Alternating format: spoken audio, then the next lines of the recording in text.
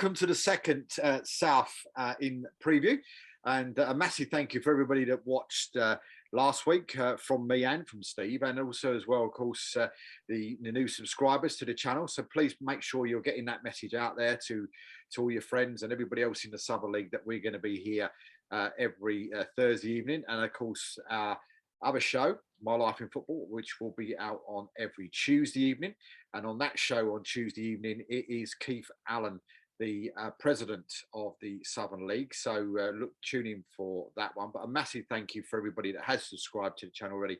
But let's keep it growing over the coming weeks. But Steve, and a good weekend for the Southern League. And of course, it was non-league day over the weekend. And you got some facts and figures and of how well we did on non-league day? Yes, David. It was to be honest, it was a gorgeous day, wasn't it? And if people were going to come out and watch a game, it was going to be last Saturday, because it was a fantastic day for watching football. Now, whether it was that or the variety of incentives that that clubs put up for non-league day, I don't know, but attendances were fantastic, and no less than 31 of the 39 matches played attracted bigger crowds than the club's average attendance for the season to date. Indeed, every one of the matches in Division 1 South pulled in bigger than normal numbers. Clubs tried different things, ranging from free entry to the Division 1 Central encounter between playoff chasing Welwyn Garden City and relegation threatened Wantage Town to help celebrate the citizens' centenary, which saw a terrific 439 pack into Hearn's way. And some had pay what you want schemes at other games. Beaconsfield Town, they had a pay what you want for their game. But some of the crowds were terrific. Tamworth, they had 630 for their game. Normal, their average attendance was 580. Cheshire United, they went up from their average of 440 to 592. And even Weston-super-Mare, they had 771 for their game, 771 compared to their normal average of 674. So it was a real boost non-league day for non-league clubs in the Southern League. You talk about that game at Welwyn Garden City. I mean, they got to see a fantastic game as well, didn't they? 2-2. So you know, absolutely. Yeah. I think that probably surprised a lot of people. That Wantage held Welwyn Garden City that day, but I think those people that are allowed to bet could have broken a few of their accumulators. I think that absolutely, yeah. But another notable crowd was down at the Snows Stadium at AFC Tottenham, with 634 watched their game. I mean, they're averaging 510, which is great, but it's a fantastic attendance. And like I said, the Division 1 South in particular did exceptionally well, with all of their attendances breaking their normal average. Happy days. So we're heading into that crucial Easter period, Steve, and we're getting to the first games of April, and they take place this Saturday. And of course, we've got champions-elect Banbury, and they're going to be facing Tamworth this weekend. Yeah, it's getting to that, what we call the old squeaky bum time, isn't it? We're getting towards the time when Banbury actually could celebrate the Premier Division Central title if they beat Tamworth at the Plantire Community Stadium on Saturday, and if second place Colville failed to win at home to Hensford. The game at Banbury, though, will be tinged with sadness, though, after long-term supporter Andrew Steele passed away last weekend after a short illness. Andrew was a popular regular on the Puritans' terraces, attending with his sons Liam and Matt, who play for the club's academy team, and his wife Linda. Now, maths isn't my strong subject, despite the fact that my daughter's a maths teacher, but just a draw should be enough for the Puritans, even if Adam Stevens' side win. And of course, we've got the manager. Andrew's going to be on our My Life in Football as well in the coming weeks as well. So that'll be interesting. Hopefully, he'll be in a really good mood when we get to talk to him. So yeah, hopefully he'll be in a celebratory mood. Yeah. So I mean, who makes the playoffs places then, Steve? Well, it looks to be between the current top four as it stands now after Alvechurch were held to a goalless draw by relegation threatened Hitchin Town last weekend. In alongside have won only once in their last 8 games, which has left them in 6 points adrift of AFC Diamonds in 5th, and having played a game more than the Northamptonshire side. And Alvechurch will certainly receive no favours from local rivals Stourbridge on Saturday when they travel to the War Memorial Athletic Ground. Big local rivalry there. Diamonds, they welcome another side of lost ground in the playoff race. Leiston, whichever we want to call it. They visit Hayden Road. Darren Eady's men have lost their last 2 games and are 7th, 10 points behind their hosts, and lost the momentum they had going sort of mid-season when it looked like they were going to be heading towards the top 5. Peterborough Sports and Rushall Olympic are the 2 other sides in the top 5 battling out for home advantages in the playoffs. The Turbines, I love that nickname, the Turbines. They travel to Garden Walk to take on 8th place Royston Town on Saturday. And if you noticed that Royston actually won the League Cup last night. They beat Taunton Town 5-0 last night at Garden Walk with a record crowd, 1,335. To win the League Cup 7-0 on aggregate, which is a bit of a surprise, really, with how Taunton have been doing in the southern section. But the Picts on Saturday are on their travels as they head to Westwood Road to play St Ives Town, who are still in need of a point or 2 to avoid being sucked into the relegation battle. The Saints were beaten at Peterborough Sports last Saturday and have dropped to 16th, just 4 points above that dreaded 3rd from bottom spot. Jimmy Dean's Peterborough Sports side were held to a 2-2 draw by relegation-threatened Bromsgrove Sporting on Tuesday night. Bit of a surprise result there, which leaves them a point behind Rushall and 4 adrift of Colville. Sporting will be hoping to build on that excellent point at Peterborough when they welcome local rivals Redditch United to the Victoria Ground. The Worcestershire Derby is sure to attract one of the day's biggest crowds, and victory for the Rouslers, another nice name, I love that, would leave them only 3 points behind the Reds, who are currently 14th. Arguably the game of the day in the division, though, takes place at Topfield, where there's a real relegation 6-pointer between Hitchin Town and Lowestoft Town. The Canaries are currently 17th and 3 points above that dreaded 3rd from bottom playoff spot, and held Alvechurch to that goalless draw last weekend.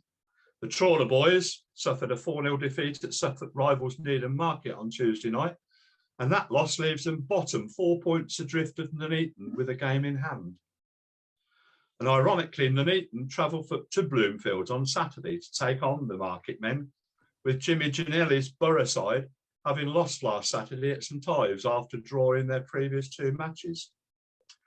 And the day's other game sees Barwell, who probably also need a point or 2 just to feel secure.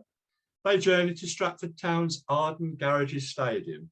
And going back on what you said last week about stadium names, it's a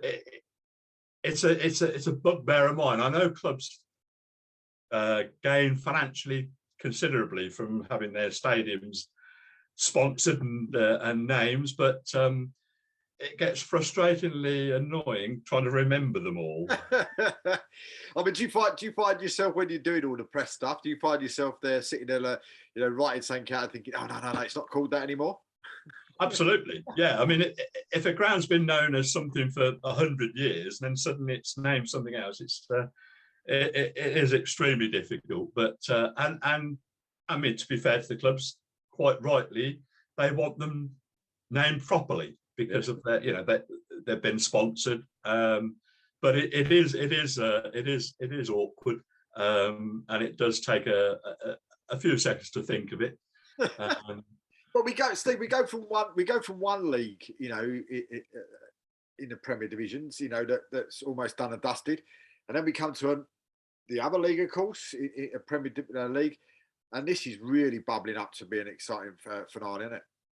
Absolutely, yeah. It's there's little doubt where the game of the day in the Premier Division South is, and that's at another beautifully named, easy as HGV Stadium between 4th place Farnborough and 3rd place Hayes and Yedding United. Level on 75 points, at the start of play, but with Farnborough possessing a game in hand. It's a crucial game for both Spencer Day and Paul Hughes' side, as only 2 points separate the top 4. But neither go into the game in great shape, as Hayes and Yedding lost 3-2 at home to Tiverton Town last Saturday, and Farnborough were beaten 1-0 at Salisbury on the same afternoon. Metropolitan Police, they hold top spot at the moment, just a point in front of Taunton Town, and both have home games. Gavin McPherson's Met side welcome inconsistent Harrow Borough to Invercourt. Remember, Invercourt, that's their original name. Whilst Taunton have playoff chasing Weston-super-Mare heading down the M5 to the Signet Healthcare Stadium. That's a great name, that one. Yeah. I like that one. Yeah. The Peacocks, they suffered a 5-0 hammering in the second leg of the League Cup final on Tuesday night, as I mentioned earlier. But Weston are looking to hold off Cheshire United and Yate Town for that final playoff spot. Steve, do you think Taunton know, with losing that at the week yesterday, what do you think their eyes more on the promotion places rather than the League Cup? You could say that, but it was a cup final. Nobody likes losing a cup final. And they were 2-0 down on aggregate at the start of it. Now, we all know what 2-0 leads can be. If you go into half-time 2-0 up, very often you can relax and think the game's done and dusted and come out before you know where you are. You're behind. So I don't know. I wasn't there obviously, but I would go more for the fact that Royston did well. And looking at Taunton's side, it was a strong side. It wasn't a weakened side. But yeah, I mean, I think with the race, the title race as tight as it is, probably half an eye, maybe. So back to Chesham. Sorry. Yeah, Chesham, they make the relatively short trip to mid-table Walton Casuals, buoyed by a 3-2 win against Poole Town last weekend. While Yate Town head down to Poole, 5 points behind Chesham after losing 3-0 at home to Swindon-super-Marine last time out. But they do have 2 games in hand on Chesham and 1 on Weston, so can't be ruled out yet. Gosport Borough's top 5 hopes, though, they probably hang by a thread now after they lost at home to Taunton last Saturday. And now it's out of their own hands, really, as they've played 37 games and trailed Chesham by 6 points. So a win at third from bottom Kings Langley is imperative if they're to stay in the race a bit longer. Kings Langley, they face a different challenge and currently hold that dreaded third from bottom playoff spot after a hard-earned goalless draw from their long trip to Plymouth against Truro City. The Hertfordshire side are just a point behind Dorchester Town and 10 ahead of second from bottom Merthyr Town, who host Salisbury on Saturday.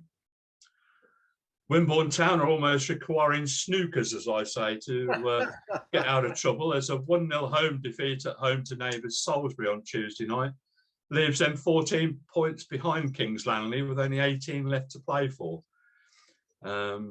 Hartley Whitney, they're currently 18th, but are 6 points clear of Dorchester and will want to follow up their home win over Walton Casuals last weekend with a positive result at Tiverton Town.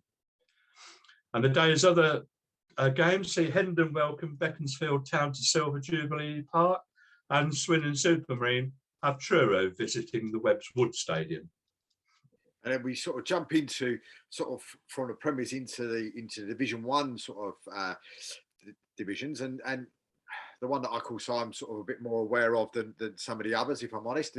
Of course, is the Division 1 Central, and the title race is realistically now between Bedford and Berkhamsted, and it's going to be very, very interesting going into this weekend as well. Last weekend it was a little bit more of an advantage to, as we spoke about last week, or we thought it was going to be what's happened to Ware and to Welling, and of course Welling didn't actually pull that off, but Ware did.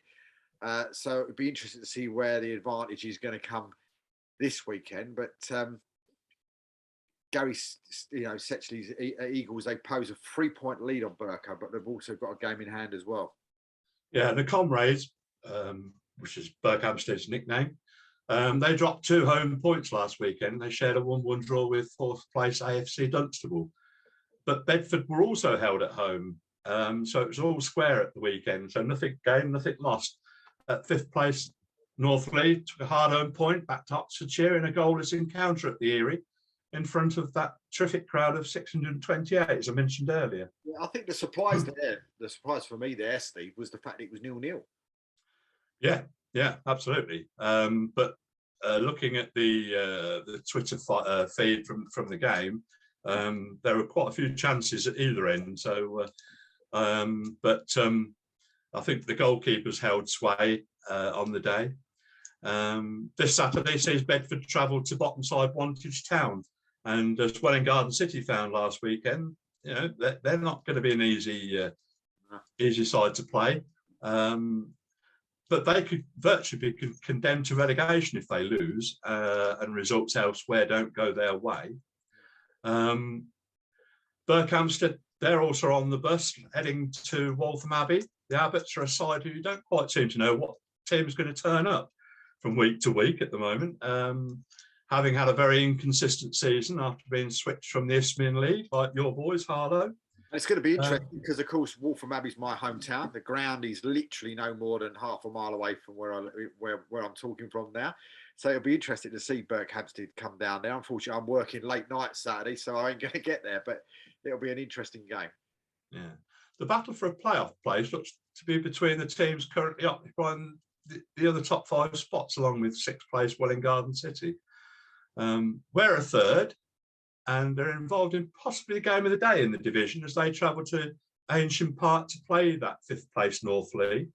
Paul Hulls' side are on a run of 3 successive wins, while the Millers haven't lost since December the 11th, when they lost 4-1 at home to Bedford, a run of 13 games without defeat. But 6 of those, however, have ended in draws, which has probably affected them not being in an automatic spot. Another big game in the division sees 4th place AFC Dunstable welcome up Welling Garden City to Creasy Park. And at the other end of the table, second from bottom Colney Heath are already condemned to finishing in the bottom 3, and they need to win the majority of their remaining 4 games to stand a chance of finishing even in that 3rd bottom playoff spot. And they host Tame United on Saturday. Kempston Rovers are the team who currently occupy that playoff position, and they have the team in 16th spot at the moment, Kidlington, travelling to Hillgrounds on Saturday. The Walnut Boys, another lovely name, the Walnut Boys for Kempston. They've lost 5 on the spin at the moment, and Kidlington sitting 7 points ahead of them at kick-off. Hertford Town, they're 4 points better off than Kempston in 17th, and they'll be buoyed by their 5-0 thrashing of Didcot Town last weekend as they take on Biggleswade FC at the Erie. Aylesbury United have managed to turn things around a bit with a win and a draw in the last 2 games to ease their relegation fears, and they welcome FC Romania to the Meadow. The Ducks have renewed their ground share agreement with Chesham United, but still harbour hopes of returning to Aylesbury in the not too distant future. Barton Rovers have Harlow Town, your boys, visiting Sharpenhoe Road, and Didcot Town have St Neots Town journeying down the Luke Meadow Stadium in the day's other game. And I think that's going to be really interesting, that fight for, I think everybody's sort of saying Bedford have won it, but, that'll still be interesting. One slip up there and all of a sudden it's all back on again. But I think for me, I've got a soft spot for Ware, so I'm hoping Ware make that sort of playoffs, especially over the last 2 years with COVID, when they should have probably been promoted over those last 2 years, and so it'd be nice to see them get their just reward and actually get in there and maybe get get promoted this year. Yeah, it's certainly going to be a tight one. I think there's some tough games to come. Both Berkhamsted and Bedford have got tough games to come, but it's going to be a tight one, definitely. Absolutely. And of course, then we jump into the one division we haven't spoken about so far, the Division 1 South title race, which is also looking like it's going to go straight to the wire as well, with 4 points separating fourth place Bristol Manor Farm from leaders Frome. Yeah, and Frome make the relatively short journey to Welland Rovers on Saturday, holding a 2-point lead over Plymouth Parkway, who leapt up to second spot after a hard-fought 1-0 home win over Larkhall Athletic Tuesday night, courtesy of an 89th minute winner from Plymouth Argyle loanee Finlay Crask. Parkway are at Bolitho Park again on Saturday, with Lymington Town making the awkward journey from the New Forest, in need of points at the other end of the table, as they're now only 5 points above third from bottom Cinderford Town. That's quite a journey, that, isn't it? From the New Forest down to Plymouth. Yeah, not half. Yeah, be setting off nice and early. Cirencester are now third, a point further back, and they have a tricky test at second from bottom Mangotsfield United, who are equally as desperate for the points. The Mangoes, they trail Cinderford by 5 points, with both having 6 games left to play. Cinderford, in fact, are probably involved in the game of the day in the division, as they make the trip down to North Devon to take on Bideford, who had a great 1-0 win over an AFC Tottenham side, who are 5th. That win lifted the Robins 5 points clear of Cinderford. And the defeat for the Stags in Devon on Tuesday leaves them still level on points with 6th placed Winchester City. They travel to Polton Rovers on Saturday, while the Citizens are not too far away at Larkhall. Bristol Manor Farm, they occupy the 4th spot, 3 points in front of AFC Tottenham, and welcome Sholing to the creek, with the Boatmen currently sitting 7th. Evesham United probably have enough points in the bag already to avoid being sucked into the relegation scrap, but could do with the 3 points more at home to Melksham Town on Saturday, while it's a similar story for Slimbridge as they head to Highworth Town. I mean, do you see any surprises this weekend, Steve? I mean, do you see anybody maybe slipping up that you don't expect to see slip up, or people actually, winning games maybe at the bottom as well, that, they may sort of pull something out? And I think the one for me, the real sticky one for me, and the last week or so, I've just had this feeling since we've been doing this together. I've just got a sneaking feeling it'll happen. It may happen in the Central League with Berkhamsted pipping Bedford, and I've got a sneaking suspicion that this weekend that one could be the real, banana skin for Bedford playing Wantage this weekend. And I'll probably talk next week and they're beating them 10-0 or something stupid. But you know what I'm trying to say? It just feels like it could be that sort of banana skin.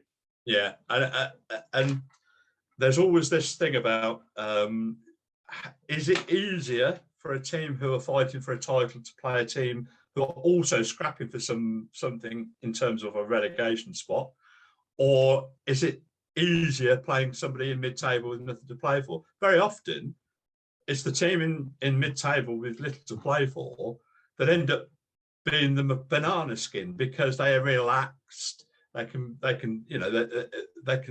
play their game. They've got no pressure on them.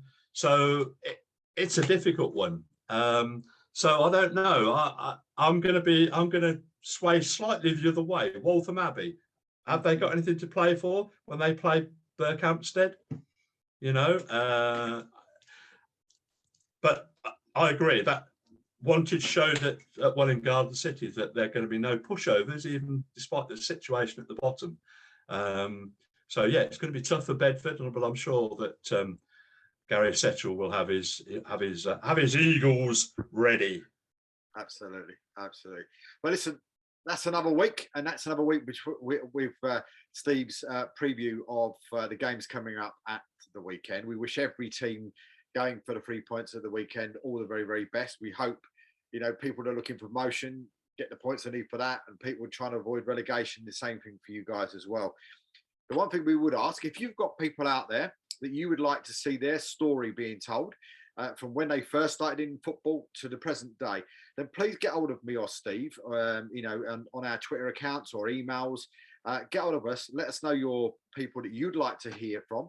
And we're looking for chairmen, we're looking for players, we're looking for supporters, directors, whoever's connected with your club. We'd love to hear their stories. We'd love to get them on the show between the two of us, having a nice little chat with them, nice friendly chat, and just talking about their careers in football.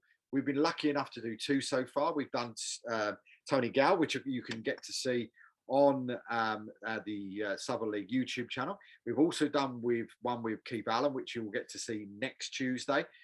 We've got more booked in as well over the next coming days as well to do, which you'll get to see in the following weeks.